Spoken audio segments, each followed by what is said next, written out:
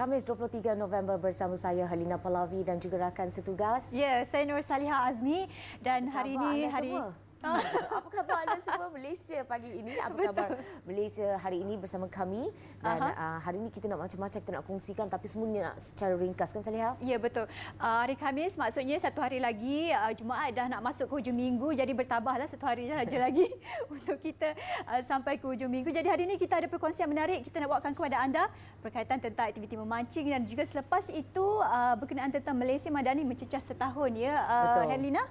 Dan mungkin kita nak kongsikan juga kepada anda tentang berita dalam portal bernama, iaitu Sultan Johor Sultan Ibrahim almarhum Sultan Iskandar hari ini telah pun bertitah bahawa keutamaan baginda sebagai ketua negara yang akan datang menjaga kepentingan 33 juta rakyat Malaysia, dan bukan hanya 222 wakil rakyat. Dan Sultan Ibrahim juga bertitah pemilihan baginda sebagai Yang di-Pertuan Agong ke-17 bukanlah satu kenaikan pangkat, tetapi tambahan tanggungjawab yang memerlukan pengorbanan masa dan tenaga.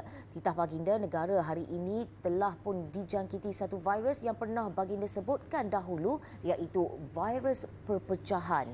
Dan titah Sultan Ibrahim, virus tersebut berpunca daripada pemimpin politik yang sanggup berbalah, caci-mencaci dan menabur fitnah serta memecah perpaduan rakyat demi mengejar kuasa dan kedudukan serta kepentingan sendiri. Justru baginda menyeru semua pemimpin agar bertolak ansur, hormat menghormati dan juga meningkatkan kemakmuran dan kesejahteraan hidup rakyat. Itu sedikit sebanyak tentang apa yang kami boleh kongsikan.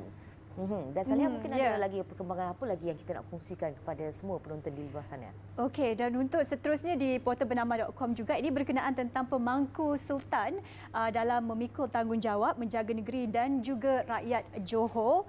Dan di antara penciannya, Sultan Johor Sultan Ibrahim almarhum Sultan Iskandar hari ini bertitah juga pemangku sultan akan memikul tanggungjawab untuk menjaga negeri dan juga rakyat Johor, serta menjalankan segala hak dan kuasa pemerintahan negeri.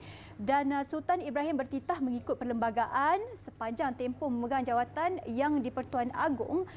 Baginda juga perlu melepaskan tampuk pemerintahan kepada Tunku Mahkota Johor Tunku Ismail Sultan Ibrahim yang akan dilantik sebagai pemangku sultan, dan justru baginda mengamanahkan kepada kerajaan negeri untuk memberi tunjuk ajar kepada Tunku Mahkota Johor itu sendiri. Jadi titah baginda pemangku sultan akan memikul tanggungjawab untuk menjaga negeri dan rakyat Johor serta menjalankan segala hak dan kuasa pemerintahan negeri kecuali sebagai ketua agama Islam. Dan Sultan Ibrahim juga turut mengingatkan bahawa pegawai kerajaan supaya jangan campurkan urusan politik dalam pentadbiran kerajaan. Jadi titah baginda juga setiap keputusan yang dibuat hendaklah bersandarkan kepada kepentingan rakyat dan juga kerajaan, bukan disebabkan kepentingan politik. Dan ini adalah di antara petikan-petikan yang kita ambil dari portal bernama.com. Dan seperti biasa, kalau ada banyak lagi yang anda ingin lihat di portal bernama.com, banyak yang kita kongsikan bersama dengan anda. Jadi jangan lupa untuk lihat portal bernama.com. Ya, Lina? Betul. Okey, kalau semalam hujan, malam hujan, petang hujan, hari ini hujan ke tak? Jom sama-sama kita saksikan.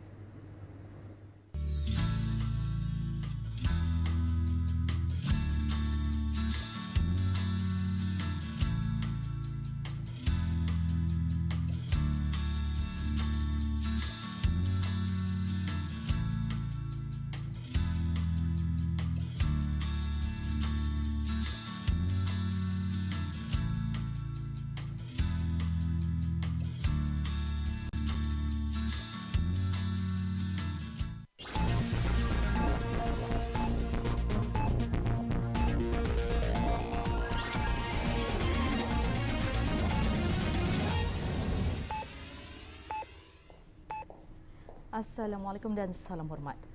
Malaysia dengan tegas mengutuk pelbagai serangan di kemudahan penjagaan kesihatan di semenanjung Gaza oleh pasukan pendudukan Israel IOF yang mengakibatkan beratus-ratus penduduk di Palestin cedera. Menurut Kementerian Luar dalam kenyataan malam tadi, Malaysia juga mengecam serangan terkini di sebuah kebundahan perubatan Yayasan Keamanan Global Perdana PGPF dan Hospital Indonesia di Gaza. Sasaran berterusan Israel ke atas kemudahan penjagaan kesihatan dan kemudahan penting yang lain adalah suatu pelanggaran terang-terangan terhadap Konvensyen Geneva 1949.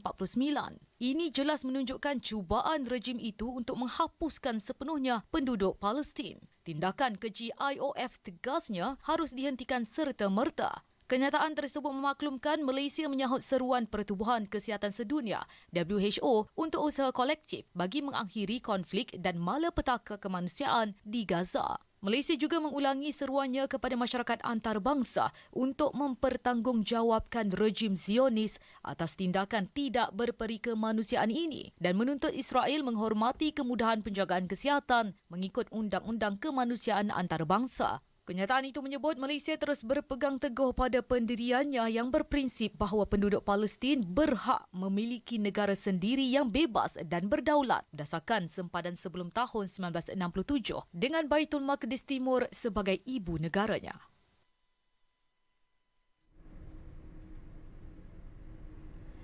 Agensi Pengurusan Bencana Negara NADMA dengan kerjasama pertubuhan bukan kerajaan serta agensi terlibat sentiasa mengadakan program kesedaran bersama masyarakat setempat untuk bertindak sekiranya berdepan situasi banjir. Ketua Pengarah NADMA, Datuk Khairul Syahril Idrus berkata, pihaknya juga sentiasa memastikan ketua komuniti dan masyarakat serta ahli parlimen tahu peranan mereka apabila berlaku sesuatu bencana tanpa menunggu misi bantuan daripada agensi terbabit. Antara perkara yang sedang kita lakukan adalah untuk memastikan bahawa dengan kerjasama NGO kita mengadakan program-program kesedaran dengan masyarakat setempat bagaimana untuk mereka bertindak sebaik mungkin apabila berlakunya bencana. Tetapi seperti mana yang Datuk Isha maklumkan tadi, di tempat-tempat yang biasa berlakunya bencana dari segi respon mereka adalah teratur. Tetapi menjadi tumpuan kita adalah untuk pastikan bahawa mereka-mereka yang jarang mengalami banjir ataupun bencana yang besar ini tahu untuk bertindak apabila diperlukan. Beliau berkata demikian ketika menjadi tetamu program Ruang Bicara pada Rabu. Selain itu, NADMA juga sentiasa melakukan koordinasi dengan semua NGO menerusi program Rakan NADMA bagi menyalurkan maklumat mengenai bantuan bencana khususnya ketika banjir.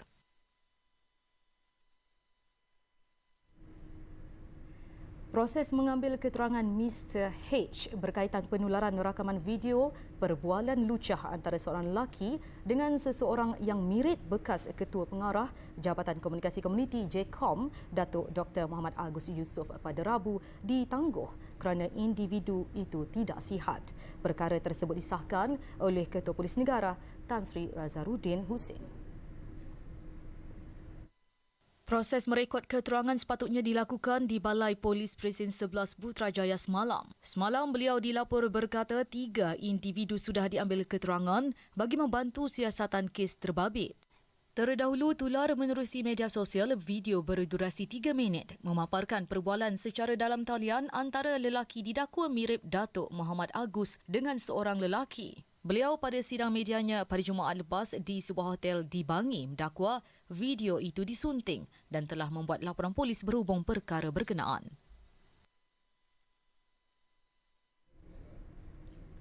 Baik, sekian dari Bilik Berita. Assalamualaikum dan salam Malaysia Madani.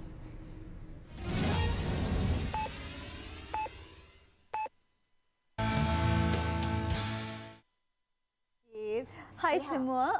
Saleha suka apa hobi Saleha? Hobi saya tahu soalan ni akan keluar jadi saya dah bersedia semuanya. Bagus.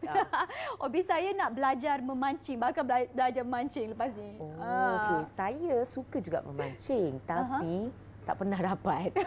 Dan paling saya nak adalah deep water fishing tapi tak ada kawan. Oh, Tak kita ada pernah kita kawan. badi-badi dua orang. Yes. Kalau anda pernah berada dalam situasi saya nak pergi memancing tapi tak ada kawan, ini adalah masanya untuk anda mengenali satu syarikat yang mungkin selepas ini anda boleh pergi memancing bersama dengan mereka. Okey, dengan itu jom kita kenalkan tetamu kita pada hari ini untuk kita berbincang tentang pasar pancing Expo Memancing terbesar di Malaysia bersama dengan pengasas dan ketua pegawai eksekutif The Milkfish Lady, Syamin Syaimah. Terima kasih kerana sudi bersama dengan kami, dan juga Encik Nawashad Sharif, pengasas The Milkfish Lady. Terima kasih kerana bersama dengan kami. Okey, sebelum kita bercakap tentang expo pancing, pasar pancing ini, mungkin betul ke kalau macam orang macam saya yang teringin nak pergi deep water fishing tapi tak ada kawan, tapi boleh join The Milkfish Lady untuk menyertai aktiviti ini? Boleh.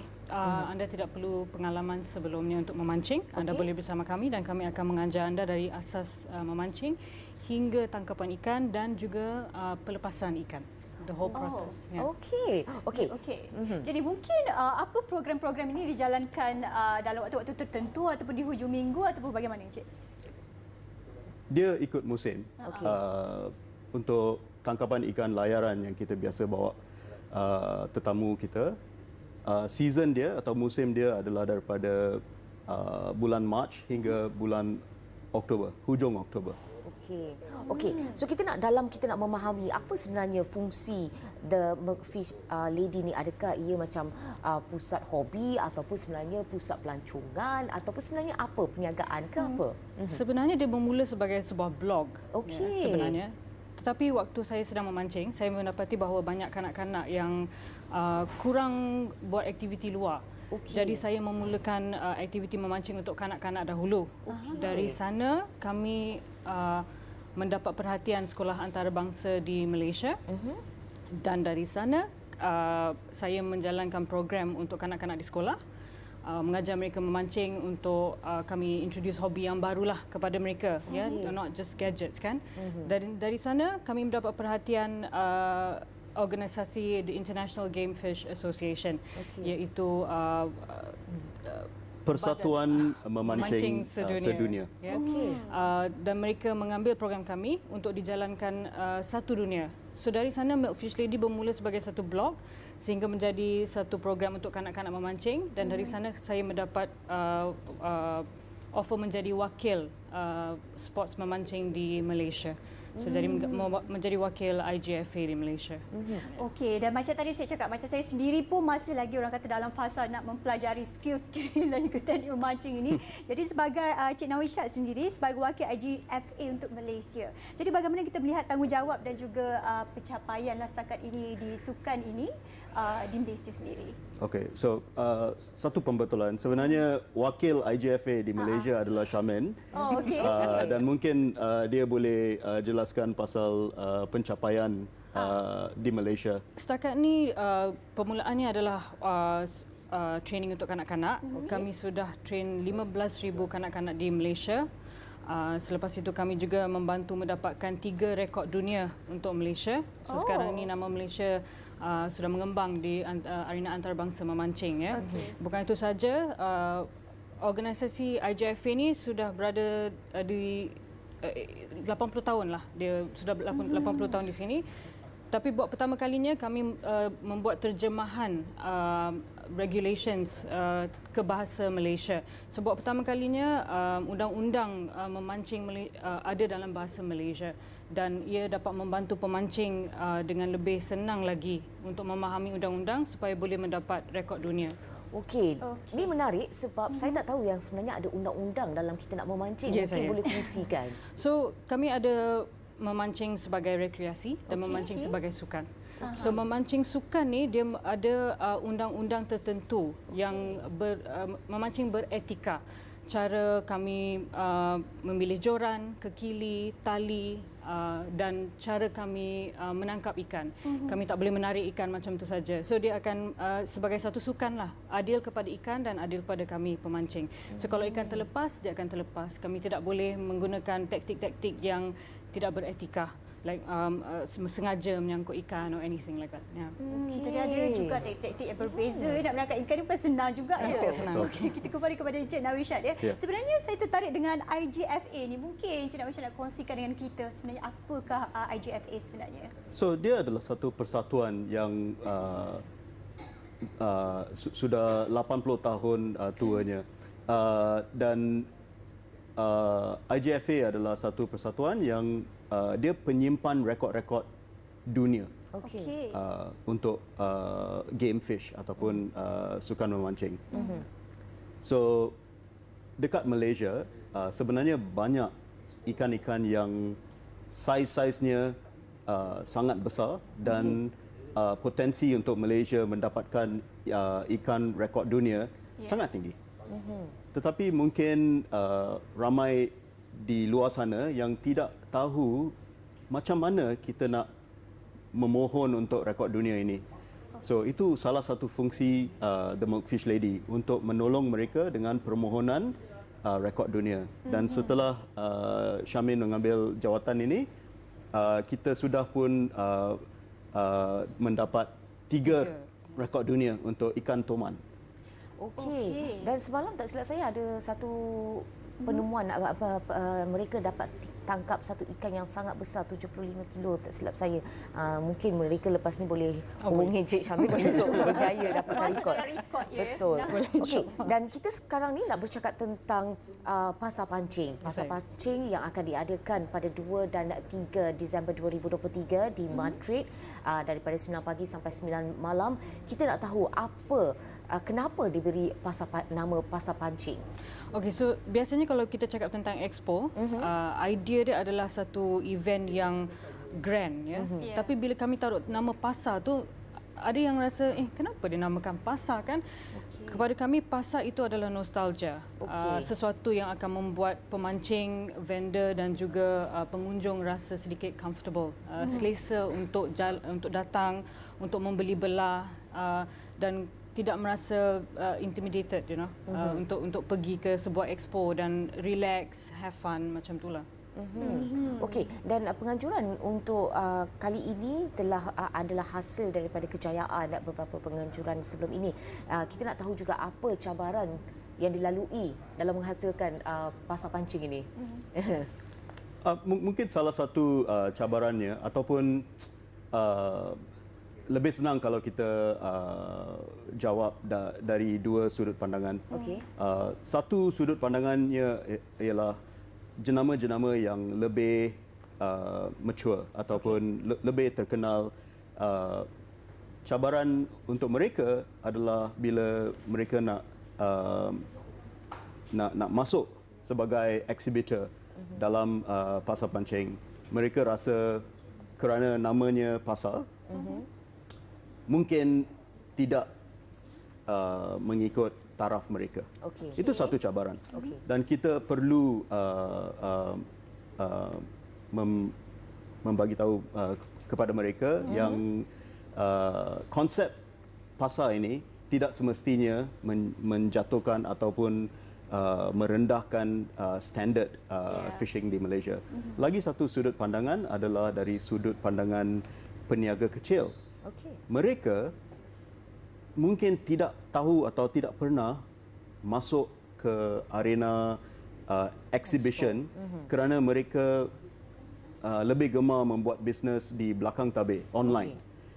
Dan mereka perlu pendorongan daripada kita atau penjelasan yang lebih lanjut macam mana dia boleh menjayakan entry mereka sebagai exhibitor. So, dua benda ni adalah satu cabaran untuk pasar pancing. Tapi bagi saya, bila saya dengar pasar pancing tu, saya lagi nak pergi sebab dah tahu sebenarnya apa yang disediakan dekat sana. Jadi mungkin Syamin kongsikan dengan kita apa pengisian dan juga program-program yang akan diadakan nanti. Okey, so di pasar pancing kali ini kami ada lebih daripada 100 jenama memancing tempatan Malaysia. Kami ingin memberi sedikit spotlight kepada mereka kerana hasil tangan mereka, produk-produk Malaysia sudah mencapai taraf yang boleh keluar internationally untuk arena memancing. So itu adalah satu yang kami ingin highlight. Kami juga dalam expo ni kami ada fishing zone, family zone untuk keluarga dan juga zone makan. Jadi semua di bawah satu bumbung. Satu keluarga boleh datang, satu keluarga boleh enjoy themselves di bawah satu bumbung. Dan yang apa yang saya faham, dalam pasar pancing ini juga akan ada macam-macam market. Yes, so apa keistimewaan macam-macam market ini? Okey, so macam-macam market adalah zon keluarga kami. Biasanya kalau kita cakap tentang pemancing, selalu ayah memancing, ibu dan anak-anak mereka tak tahu apa nak buat. So di macam-macam market kami ada petting zoo, kami ada skate park, kami ada sedikit area membeli belah dan area buat workshop. So satu keluarga boleh datang sambil ayah shopping untuk barang pancing, anak dan ibu boleh membeli belah lah. Tapi kalau saya pergi, saya akan pergi zon makan dulu. Kemudian saya akan pergi zon pancing yang lain seterusnya. Okey. Tapi pastinya cukup menarik di pasar pancing ini. Jadi apa lagi yang mungkin Encik Nawisyad sendiri harapkan ataupun nak beritahu kepada semua pengunjung yang bakal datang nanti? Pasar pancing tahun ini adalah kali kedua yang kita buat secara besar-besaran dan kita cuba buat yang terbaik. Tahun ni lebih besar daripada tahun yang lepas. Para pengunjung boleh datang ke macam-macam market sekali. Kita ada sediakan petting zoo, kita ada skating park, berbagai workshops, dan dalam pasar pancing pun terlalu banyak exhibitors tahun ni. 100 lebih jenama yang akan berada di sana. So dan mereka akan bagi harga yang lebih baik daripada all this time, kan. So datang beramai-ramai, bersantailah di sana dengan semua kawan-kawan kita dan have fun. Okey, dan saya sebenarnya tertarik kalau tahun lepas pasar pancing merekodkan kedatangan pengunjung lebih daripada 7,000. Tahun ini berapa yang kita harapkan dan anticipate? Saya harap kami tak boleh berjalan lah dekat dalam hall tu. Kerana ini adalah satu-satunya peluang untuk kami showcase berapa banyak bakat di dalam arena memancing Malaysia. So saya berharap semua datang dan tunjuk support kepada mereka juga. Dan sebenarnya saya juga tertarik dengan mungkin ini tema for anglers by anglers. Ya, saya. So mungkin boleh komen perkara ini sebab selalunya expo dilakukan untuk mengaut keuntungan dan sebagainya. Dan kalau kita tengok tema ini ataupun tagline dia for anglers by anglers ini, dia lebih orang kata lebih ada kesatuan, lebih kepada pencintaan tentang sukan itu sendiri. Mungkin pandangan Syamin. Sebenarnya pasar pancing ni adalah satu konsep yang kalau saya berterus terang adalah sedikit non-profit untuk kami. Kami menjalankan expo ini dengan harga yang sangat murah untuk membantu ekonomi memancing di Malaysia. Waktu pandemik, ramai kawan-kawan memancing yang mempunyai bisnes terpaksa tutup kerana kami tidak boleh keluar memancing, tak boleh ada promotion, new production. Jadi cara ini kami berharap memberikan mereka sedikit semangat untuk bersama kami, untuk memberi kami peluang dan dengan cara harga yang murah. Kami pemancing juga. Jadi saya memahami untuk jalankan sebuah event untuk pemancing, apa yang saya harus lakukan untuk buat mereka selesa dan memberi dorongan kepada mereka juga. Dan adakah disebabkan itu juga sebenarnya konsep pasar pancing ni nama memang pasar, lepas tu kita dah tak ada orang kata kalau expo tu ada banyaklah Shell scheme. Adakah itu antara orang kata objektif anda berdua?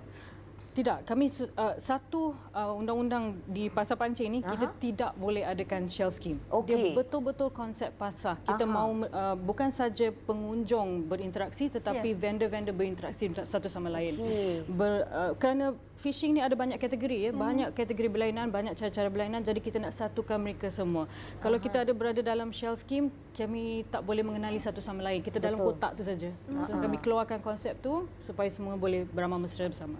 Okey, jadi seperti satu hub juga mengumpulkan kesemua yang berkaitan tentang memancing dan sebagainya. Jadi Cik Nawisyad sendiri adalah seorang pemancing tegar ataupun bagaimana? Ataupun saya boleh dikatakan boleh tahan. Saya memang suka memancing, tetapi apabila saya berjumpa dengan Syamin, kerap sekali bila memancing dan kita ada competition sesama sendiri, saya akan kalah.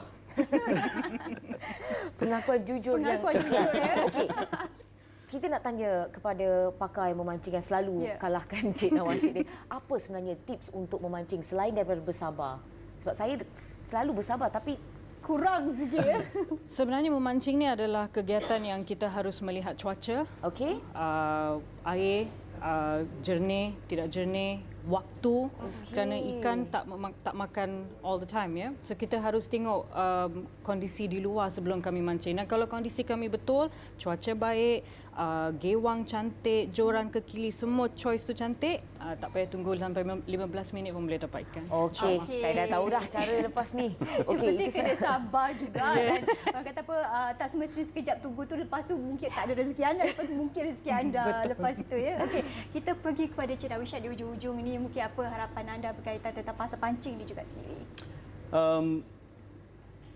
Secara terus terang, pasar pancing adalah satu konsep yang dibuat untuk meningkatkan mutu dan semangat memancing di Malaysia. Tahun lepas kita sudah nampak satu banyaknya orang datang tu sangat menggalakkan. Dia punya majlis tu sangat meriah. Tahun ini kita berharap begitu juga, dan kita telah menyediakan lebih banyak kemudahan, lebih banyak exhibitor on display. Macam ada tahun ni ada kereta, ada bot memancing. So harapan kita adalah apabila mereka datang, pengunjung datang, dia akan have fun, dia akan mengenali dan boleh memberi semangat yang lebih untuk meningkatkan semangat memancing di Malaysia. Okey, dan bagi para penonton yang ingin pergi ke sini, adakah bayaran dikenakan ataupun mana informasi ekstra yang boleh mereka dapati? So jika mereka perlukan informasi, kami berada di Facebook dan juga di Instagram, di themilkfishlady.com juga boleh directly menghubungi kami. Adakah ini di talian 012-723-0127 ataupun email saja ke hello@themilkfishlady.com. Dan itu saja masa yang kami ada. Terima kasih Cik Syamin Syaimah dan juga Encik Nawashad Sharif atas perkongsian tentang pasar pancing yang akan dijalankan pada 2 dan 3 Disember ini di Madrid daripada 9 pagi hingga 9 petang. Ramai-ramailah datang ke Madrid untuk bersama-sama menyelami aktiviti pancing dan segalanya tentang pancing. Okey. Dan kita harapkan ianya juga cukup meriah pasar pancing ini, dan seperti harapan Cik Nawishad dan Cik Syamin tadi, harapnya orang semua bersusun-susun nak pergi tengok segala exhibitor di sana ya. Betul. Nanti di Madrid, jangan lupa 2 dan 3 Disember. Tapi sebelum itu kita ada satu VT istimewa berkaitan tentang seni graviti di Langkawi, disediakan oleh produser kita sendiri. Jom kita saksikan kembali selepas ini. Mari. I represent this place where people say product is the case. I read NBA uniform major top place that. Seperti muzik hip-hop yang pernah dilabelkan sebagai budaya negatif dalam segelintir komuniti masyarakat berdekad lalu, seni grafiti juga turut mendapat persepsi yang sama. Namun, pandangan, persepsi dan penerimaan masyarakat telah berubah mengikut arus pemodenan zaman. Industri seni grafiti di Malaysia dilihat berkembang dengan baik dan ianya turut diakui oleh beberapa artis grafiti dari luar negara. What I really like about the Southeast Asian and Malaysian, Indonesian, and particularly now because we are in Malaysia, is the camaraderie, which means the friendship that is amongst the artists. So in terms of the style, it is very different. They all have their own unique styles and characters, and I think the talent and the skill level here is very high. Not so much about the community, but more about the art. Whereas I think Malaysia, it combines both. You have community and you have art, and I think that is really good. Kekuatan lukisan grafiti bukan sekadar kreativiti yang dipamerkan di dinding, namun ianya adalah nilai sesebuah karya tersebut dan medium dalam menyuarakan hak, pendapat, ketidakadilan, ketidakpuashati dan apa jua mesej terhadap norma-norma masyarakat yang tidak dapat diterima. Karya grafiti ini mampu mempengaruhi ribuan orang, sama ada untuk kebaikan atau untuk mengubah pemikiran masyarakat. Kalau sejujurnya ini ada mesej yang saya nak cuba bawa. So gambar mungkin orang faham tengah make up, tapi saya akan replace barang-barang make up tu dengan peluru. So saya nak buat gambarkan peperangan yang berlaku adalah hasil daripada tangan kita sendiri. Tangan kita sendiri yang boleh cuba hentikan peperangan yang berlaku hari ini. Mereka yang terlibat dalam industri ini menjadikan ianya sebuah kerjaya. Tak kurang juga yang melibatkan diri sebagai hobi semata-mata. Penting untuk kita, terutamanya pihak kerajaan, memberi galakan dan membantu komuniti seni ini dengan apa jua bentuk bantuan agar ianya tidak dipinggirkan. Secara tidak langsung mengangkat industri seni grafiti di Malaysia. Harapannya juga grafiti ataupun street art ini boleh diangkatlah dan setaraf dengan seni-seni lain dalam negara.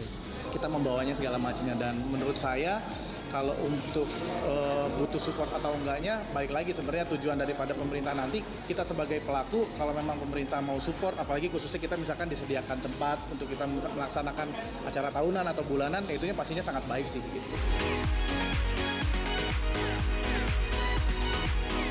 Kebanyakan di antara kita hanya melihat lukisan-lukisan grafiti ini di lokasi-lokasi yang ditinggalkan seperti rumah lama, lorong-lorong belakang dan kawasan yang terbengkalai. Namun tidak ramai yang tahu bahawa lukisan-lukisan grafiti ini mempunyai nilai estetika yang tinggi dan mahal harganya. Jadi perlu untuk kita semua pihak membantu dan menyokong industri seni grafiti ini agar ia berada di tahap yang lebih tinggi dan membanggakan.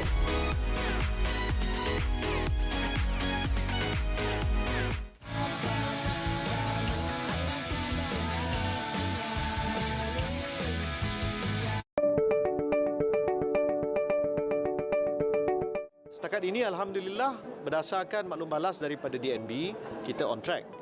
Ada beberapa isu yang dibangkitkan oleh DNB yang kebanyakannya melibatkan masalah tanah yang perlu kita selaraskan dengan pihak PBT. Dan pada 2 November yang lalu, saya dan Datuk KSU serta Datuk Ali daripada MCMC telah membentangkan kertas makluman di Majlis Negara bagi Kerajaan Tempatan untuk kita tegaskan beberapa perkara sama ada 5G, pelaksanaan 5G, program jendela maupun program Point of Presence POP, perlu ada penyelarasan menyeluruh dengan kerajaan-kerajaan negeri untuk diselesaikan isu permit, isu fee, isu tanah, kerana ini adalah bukan projek bersifat komersial tapi dia adalah inisiatif kerajaan untuk rakyat.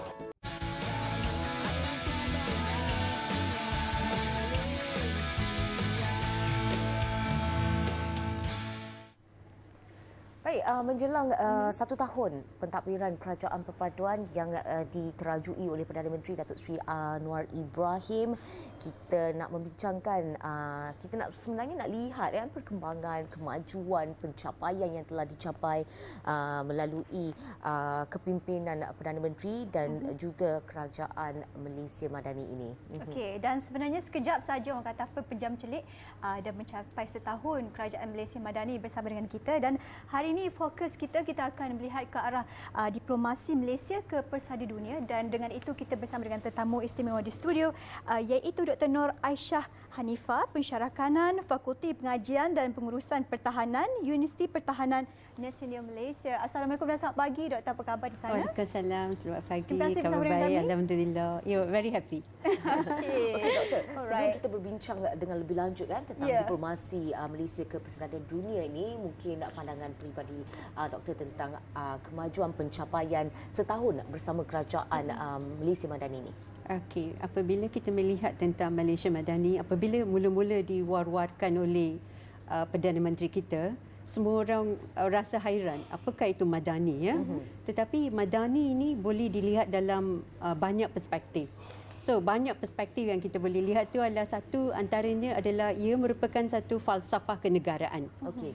Keduanya ia merupakan satu konstruktivisme di mana kita nak membina satu minda yang sihat ke arah ahli tuju sebuah negara. Itu merupakan konstruktivisme kita nak membina. Sebenarnya Datuk Seri mempunyai wawasan yang lebih jauh nak membina satu negara yang ada ahli tuju.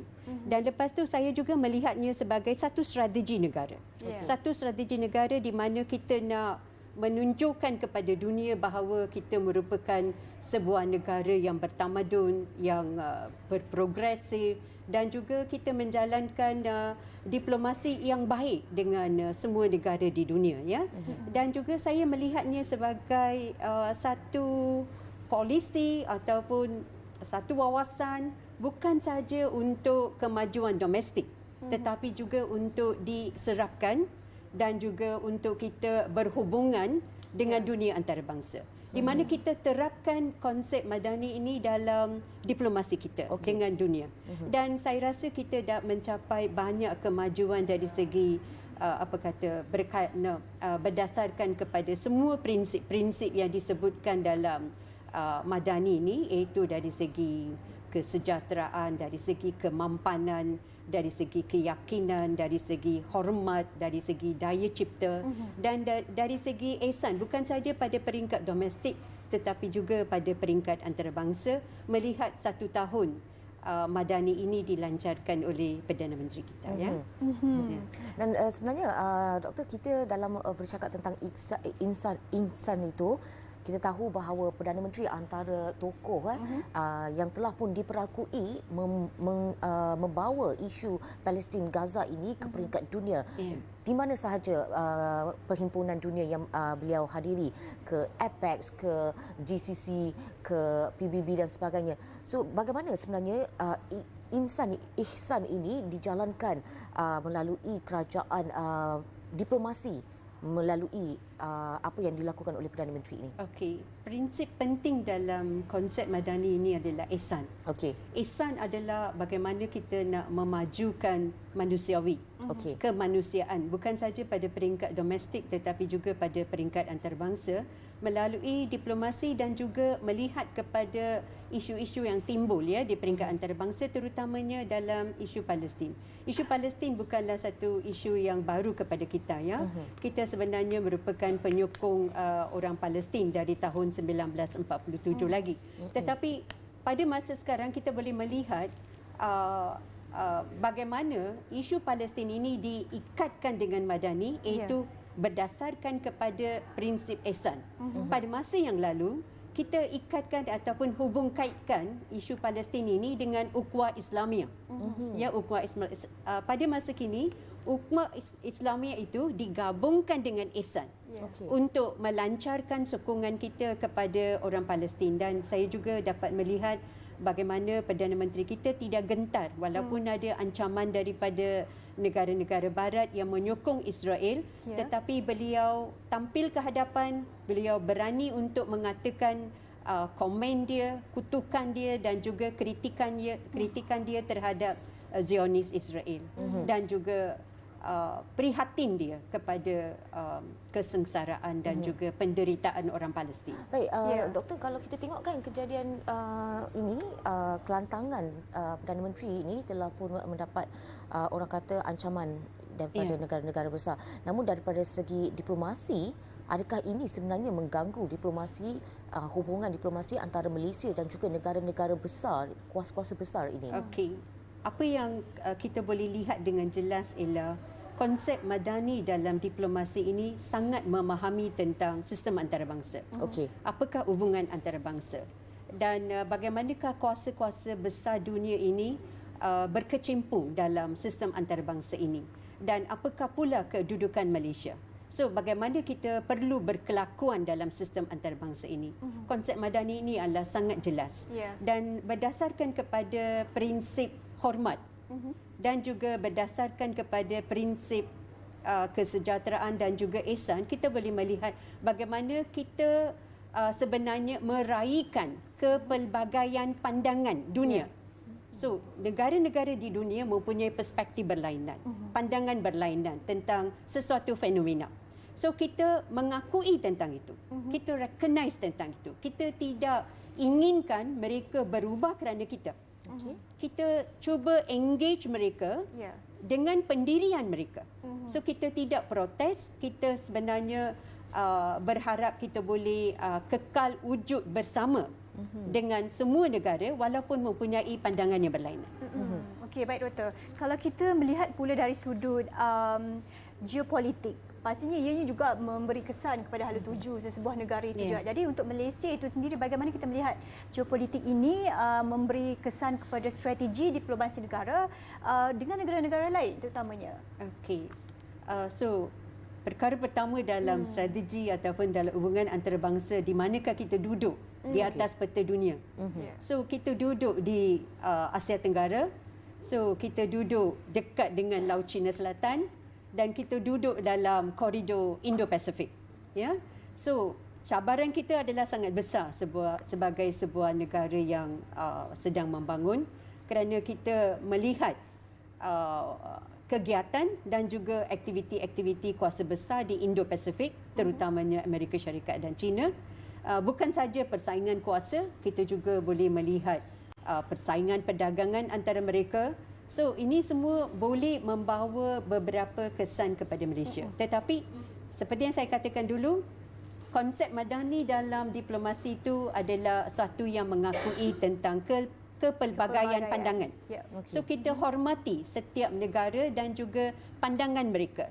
Dan kita cuba deal dengan mereka ataupun berurusan dengan mereka walaupun mereka mempunyai pandangan yang berlainan, walaupun mereka terlibat dalam persaingan kuasa, dan kita tidak berniat untuk memusuhi sebarang kuasa.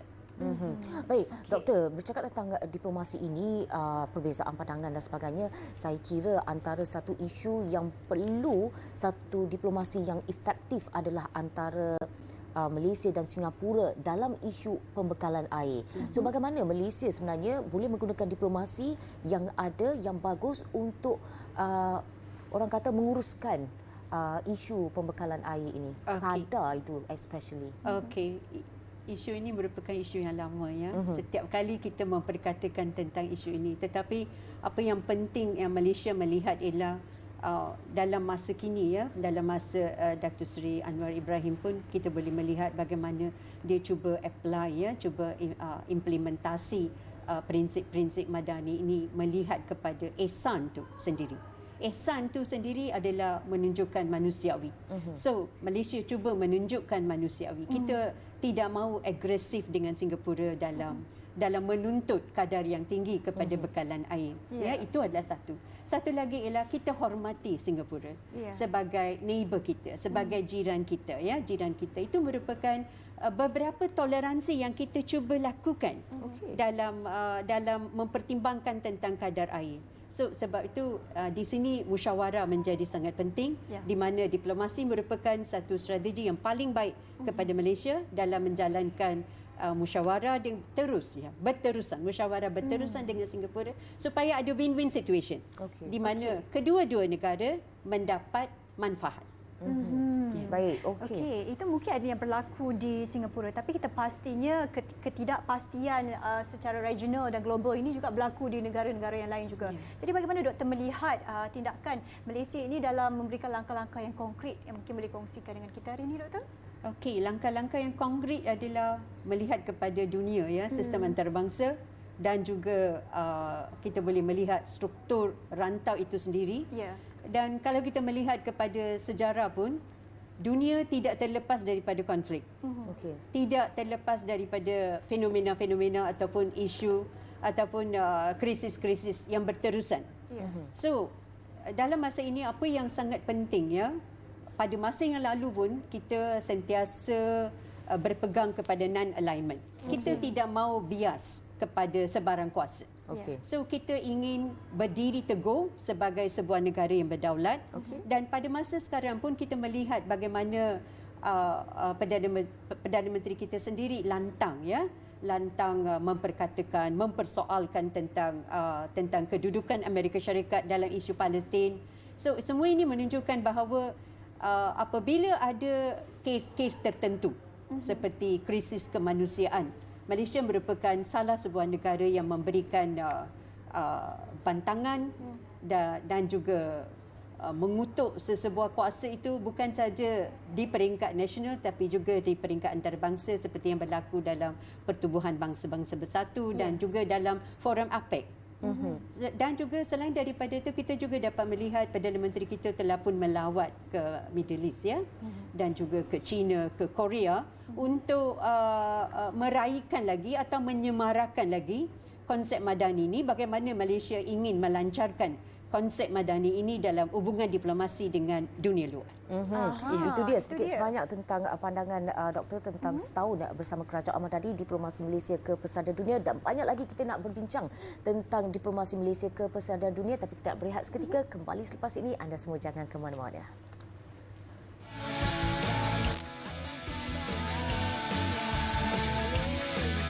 Dalam menempuh saat-saat sukar, membuat keputusan segera dan memulakan langkah menentukan masa depan anda. Bagi menyokong sistem penyampaian digital kerajaan mampu memudahkan setiap tugas dan keperluan dengan perkhidmatan gunasama ICT. MyGovNet menjadi nadi untuk menghubungkan keseluruhan rangkaian kerajaan yang khusus dan selamat. MyGov Cloud menyediakan perkhidmatan pengkomputeran awan yang cepat, mudah, terkawal dan fleksibel kepada agensi sektor awam. MyGPKI pula menyediakan perkhidmatan berasaskan keselamatan ICT agar transaksi kerajaan dilaksanakan dengan lebih selamat dan berkesan. Untuk perkhidmatan komunikasi dan kolaboratif bersepadu, kami sediakan melalui MyGov UC. Di mana sahaja, perkhidmatan gunasama ICT memacu transformasi sistem digital kerajaan untuk manfaat kepada rakyat. Kerana kami adalah mampu.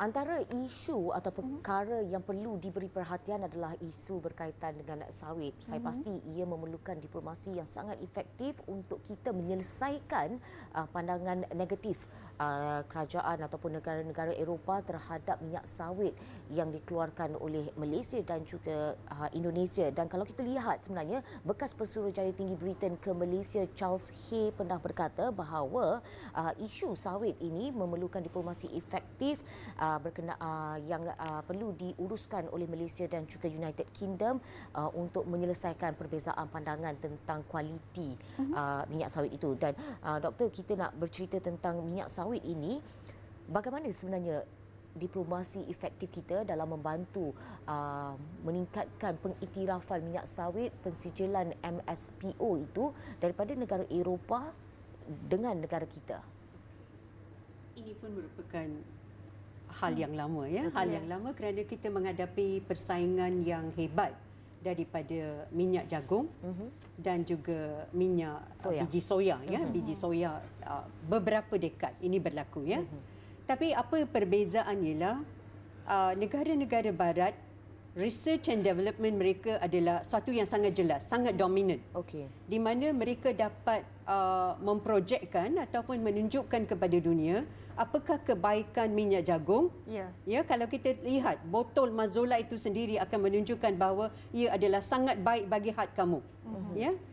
Dan juga soya bean juga ada banyak kajian dilakukan untuk menterampilkan soya bean sebagai ataupun minyak soya ini sebagai minyak yang baik untuk kesihatan. So, apabila melihat Madani ini, so kita ada satu prinsip yang sangat penting ya. Itu adalah daya cipta.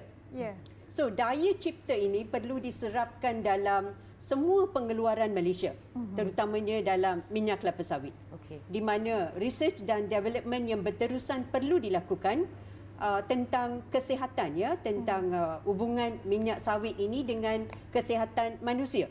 Dan ia perlu diwar-warkan ke seluruh dunia dan juga ke semua forum-forum antarabangsa, dan juga minyak sawit ini perlu dibawa ataupun digerakkan dalam semua pameran antarabangsa supaya masyarakat sedar, masyarakat dunia sedar bahawa minyak ini memang terbukti nilainya dan juga khasiatnya dari segi kesihatan. So pada masa sekarang kita melihat bahawa Bangladesh, Pakistan, India merupakan pembeli utama. Dan baru-baru ini China juga telah meningkatkan ya pembelian minyak kelapa sawit. Ini menunjukkan satu kejayaan yang telah kita capai, tetapi jalan untuk mencapai destinasi itu adalah jauh. So kita perlu buat inisiatif seperti yang saya katakan, daya cipta itu, di mana penggunaan ilmu-ilmu sains tu perlu ada. Perlu ada dan kita perlu semarakan. Semarakan dengan aktif. Jadi saya kira mungkin lebih banyak usaha dan jalan-jalan yang perlu dilakukan kerajaan Malaysia sendiri dalam isu minyak kelapa sawit ini. Okey doktor, kita nak berbalik kepada satu yang saya kira cukup penting apabila kita berbicara berkenaan tentang isu peperangan di Gaza itu sendiri, dan kita faham dan kita mengetahui bahawa Perdana Menteri kita yang berhormat Datuk Seri Anwar Ibrahim meletakkan sokongan sepenuhnya, dan kita juga semua bersama dengan Palestin juga bersama, ya doktor. Jadi bagaimana doktor melihat langkah-langkah yang dilakukan oleh Malaysia ini berkenaan tentang isu ini? Okey. Sebenarnya kita adalah penyokong yang kuat kepada Palestin, ya, orang Palestin dari tahun 1947 lagi. Dan kita sentiasa mengekalkan dasar satu Palestin. Dasar satu Palestin ini ialah apabila dunia membahagikan Palestin ini kepada Palestine Authority, Fatah dan kepada Hamas ataupun kepada jihadi grup yang lain. Tetapi Malaysia melihat Palestin ini melangkaui falsafah, di mana kita melihat dari segi manusiawi, dari segi ihsan, ya, dari segi ihsan, di mana semua Palestinian walaupun falsafah mereka adalah berlainan, mereka adalah satu. So, atas dasar itu kita memberikan sokongan dan kita berdiri teguh. Kita berdiri teguh semalam, kita berdiri teguh hari ini, dan kita akan berdiri teguh esok. So, itu merupakan dasar kita. Dan kita memberikan sokongan kepada orang Palestin, kita memberikan bantahan, kita berikan kutukan dan kita berikan kritikan di semua forum. Dan juga masyarakat Malaysia pun diberikan sokongan oleh kerajaan untuk menunjukkan public opinion mereka, apakah pandangan mereka sebagai masyarakat, kerana insaniah adalah sangat penting. Dan juga kita boleh melihat dalam Madani konsep ini, pengambilan bahagian masyarakat ataupun rakyat itu sendiri merupakan satu faktor ataupun elemen utama. Dan kerajaan memberikan sokongan, dan kita boleh melihat banyak NGO melakukan gerakan-gerakan mengumpulkan dana dan juga membuat demonstrasi dan penulisan yang efektif, dan juga dalam media massa, TikTok, semuanya, ya. Kita boleh melihat bagaimana masyarakat Malaysia sendiri bergerak bersama kerajaan dalam berdiri teguh, ya, dengan orang Palestin. Baiklah. Dan kerajaan Madani yang dipimpin oleh Perdana Menteri ini juga tidak melupakan pihak wanita. Wanita juga diangkat dalam bidang-bidang berkaitan dengan pentadbiran dan juga diplomasi. Dalam kalau kita lihat sebenarnya mereka memberi suara kepada wanita, walaupun kota untuk kita menyampai 30% itu dalam pentadbiran masih jauh, namun kita nampak penglibatan ataupun diplomasi itu sedang dijalankan. Mungkin pandangan doktor tentang peluang wanita dalam diplomasi bersama dengan kerajaan Madani. Kerana dalam Madani ini kita melihat semua prinsip yang kita tekankan tu adalah berkaitan juga dengan wanita. Apabila kita melihat kesejahteraan, ia juga tentang wanita. Apabila kita katakan tentang hormat, hormat itu juga merangkumi menghormati wanita. Dan apabila kita kata keyakinan, keyakinan itu juga adalah berhubung kait dengan perubahan minda kita terhadap wanita. Dan apabila kita kata ihsan, apakah perasaan manusiawi kita terhadap wanita. Semua prinsip-prinsip ini sebenarnya merupakan satu combination, satu package di mana wanita boleh dikaitkan. Dan adalah sangat penting bahawa wanita perlu mendapat emansipasi yang cemerlang di Malaysia, ya. Dan kita boleh melihat bahawa peratus wanita yang mengambil bahagian dalam kerajaan masih rendah berbanding dengan kaum lelaki, dan ramai wanita yang berpendidikan tinggi, yang mempunyai wawasan, yang mempunyai idea, yang mempunyai pandangan dan juga mempunyai ikhtiar untuk memberikan sumbangan kepada negara. Dan kalau kita bandingkan, kita buat bandingannya, di Malaysia ramai wanita menjadi tenaga kerja utama negara dan kita sumbangkan kepada kemajuan ekonomi negara dan menyebabkan Malaysia maju, ya, ke satu tahap yang sangat membanggakan. Kalau kita compare dengan negara seperti Pakistan, di mana budaya dan agama memainkan peranan yang sangat penting, wanita tidak keluar bekerja. Ini merupakan satu kekangan yang dihadapi oleh Pakistan dalam kemajuan ekonomi, di mana mereka tidak dapat mengubahkan minda, ya, minda rakyat tentang pekerjaan kepada wanita, di mana wanita boleh bebas memilih pekerjaan dan juga boleh berkecimpung dalam bidang pekerjaan ataupun perjawatan. Ya, so kita perlu lakukan sesuatu untuk meningkatkan lagi. Okey, dan dalam hubungan diplomasi Malaysia dengan negara-negara lain juga, komen doktor, adakah kita cukup membawa isu berkaitan tentang wanita ini di persada dunia ataupun bagaimana untuk kerajaan Madani ini sendiri, doktor? Saya rasa perlu dirangsangkan lagi. Ya, perlu dirangsangkan lagi di mana perkara-perkara berkaitan dengan wanita itu perlu dirangsangkan di semua peringkat. Peringkat nasional, peringkat rantau dan juga peringkat antarabangsa. Dan saya rasa ramai wanita yang telah pun tampil ke hadapan, ya. Ramai wanita yang telah mencapai kejayaan bukan saja dari segi pendidikan, dari segi sains dan teknologi, dan telah mengharumkan nama negara di persada antarabangsa. Dan lebih ramai perlu tampil, ya, perlu tampil. Dan di sini kita melihat bahawa kerajaan Madani perlu menjalankan usaha-usaha yang lebih gigih. Dan saya percaya bahawa Perdana Menteri kita Datuk Seri Anwar Ibrahim boleh melakukan ini. Dalam 1 tahun beliau dapat melakukan banyak. Dan kalau diberikan masa yang cukup, kerana masa adalah sangat penting dalam pembinaan negara. Pembinaan negara bukan berlaku dalam 1 malam, dalam 1 hari. Pembinaan negara berlaku dalam 1 tahap masa. 1 tahap masa di mana rakyat mempunyai kepercayaan kepada pemimpin dan pemimpin mempunyai kepercayaan kepada rakyat. Ini merupakan satu hubungan dua hala. Dan konsep Madani ini hanya boleh berjaya jika rakyat memberikan kerjasama, kepercayaan, keyakinan dan bersedia berubahkan minda mereka. Itu dia sedikit sebanyak pandangan Dr. Nur Aisyah Hanifah, pensyarah kanan, tentang setahun bersama Kerajaan Madani Diplomasi Malaysia ke Persada Dunia. Terima kasih Doktor atas perkongsian yang sangat-sangat berharga itu. Okey, dan itu membawa kita kepada penghujung Apa Khabar Malaysia untuk edisi hari ini. Semoga apa sahaja yang kami kongsikan hari ini memberi inspirasi dan solusi kepada mungkin masalah ataupun apa sahaja yang sedang anda lalui. Ya, dan walaupun kita dah menutup tirai di program Apa Khabar Malaysia, pasti anda perlukan kesetiaan anda bersama dengan kami di Bernama TV. Banyak lagi yang akan kami hidang kepada anda. Saya Nur Salihah Azmi dan saya Helena Pahlavi. Sehingga berjumpa lagi.